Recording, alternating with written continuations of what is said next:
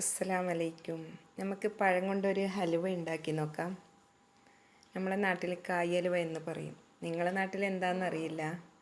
അപ്പം പഴുത്ത പഴം ഉണ്ടായ സ്ഥിതിക്ക് അതും പഞ്ചസാരയും കൂടി മിക്സിയിലടിച്ച് പോരുന്നതിന് മുൻപായിട്ട് കുറച്ച് മിൽമ എണ്ണ പാത്രത്തിൽ ഒഴിച്ചു കൊടുക്കുക. അത് ഇളക്കിക്കൊണ്ടേയിരിക്കുമ്പോൾ ഒരു 5 മിനിറ്റ് കഴിയുമ്പോൾ കുറച്ച് മിൽമ നെയ്യ് ഒഴിച്ചു കൊണ്ടേയിരിക്കണം.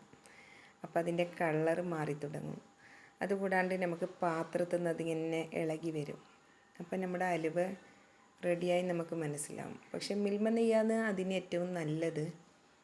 പാമൂലും ഒഴിച്ചു കൊടുക്കുക, എന്നാലും മിൽമ നെയ്യാണ് കായലുവക്ക് രുചി. എനിക്ക് ഏറ്റവും ഇഷ്ടപ്പെട്ട അലുവ കായലുവ.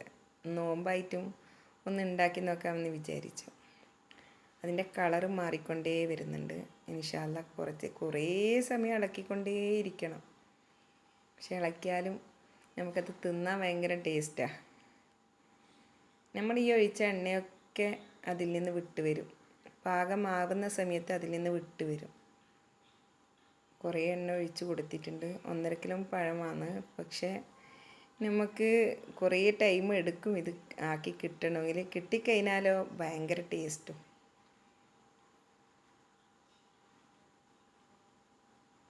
ഇപ്പോൾ കളറ് മാറിക്കൊണ്ടേ വരുന്നുണ്ട്. എണ്ണയൊക്കെ തെളിഞ്ഞ് വരുന്നുണ്ട്.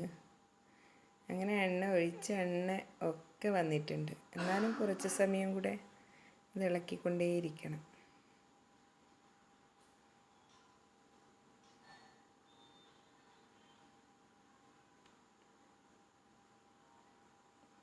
നമ്മുടെ അലുവ ആയോ എന്ന് തോന്നുന്നുണ്ട്.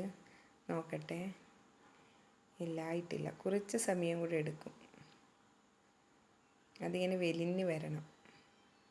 അതിൻ്റെ കളറൊന്ന് മാറിക്കിട്ടണം. മൊത്തം എണ്ണ തെളിഞ്ഞിട്ടുണ്ട്. നമുക്ക് ഒരു പാത്രത്തിലേക്ക് ഇത് മാറ്റി കൊടുക്കാം. അതിന് ശേഷം അതിൻ്റെ മുകളിൽ കുറച്ച് അണ്ടിപ്പരിപ്പും മുന്തിരിയും നമുക്ക് വിതറി കൊടുക്കാം. നല്ല കട്ടിയുണ്ട് അലുവ. കട്ടി ഉണ്ടെങ്കിലും നല്ല സോഫ്റ്റ് ആയിരിക്കണം, എന്നാലേ അലുവക്കൊരു ടേസ്റ്റ് ഉണ്ടാവും. അത് നമുക്ക് കുറച്ച് സമയം തണിയാൻ വെക്കാം. അതിന് ശേഷം നമുക്ക് അതിൽ നിന്നൊരു പാത്രത്തിലേക്ക് മാറ്റാം. നല്ലയുണ്ട്, കാണുവാൻ തന്നെ നല്ലയുണ്ട്. പക്ഷെ നോമ്പല്ലേ, കഴിക്കാൻ പറ്റില്ലല്ലോ. ഒരു പാത്രത്തിലേക്ക് മാറ്റിയതിന് ശേഷം അത് നമുക്ക് മുറിച്ച് നോക്കിയിട്ട് അതിന് സോഫ്റ്റ് ഉണ്ടോ കട്ടിയാവീനോ എന്ന് നമുക്ക് നോക്കാം.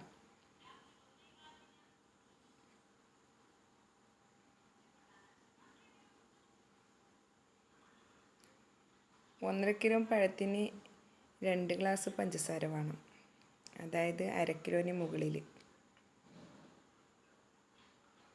നമുക്കതൊരു പാത്രത്തിലേക്ക് ഇളകി കിട്ടിയിട്ടുണ്ട്. ഒരു പാത്രത്തിലേക്ക് മാറ്റിയതിന് ശേഷം മുറിച്ച് നോക്കട്ടെ. നല്ല സോഫ്റ്റ് അലുവ. എന്നാലോ കട്ടി ഓവറുമല്ല, സോഫ്റ്റ് കൂടുതലുമല്ല. നമുക്ക് തിന്നാൻ പറ്റിയ പാകം. നോക്കട്ടെ. പക്ഷെ നോമ്പാണ്. ഇൻഷാ അല്ലാഹ് നോമ്പ് മുറിച്ചതിന് ശേഷം കഴിച്ച് നോക്കാം.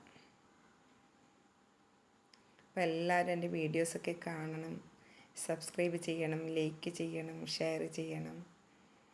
അസ്സലാമു അലൈക്കും.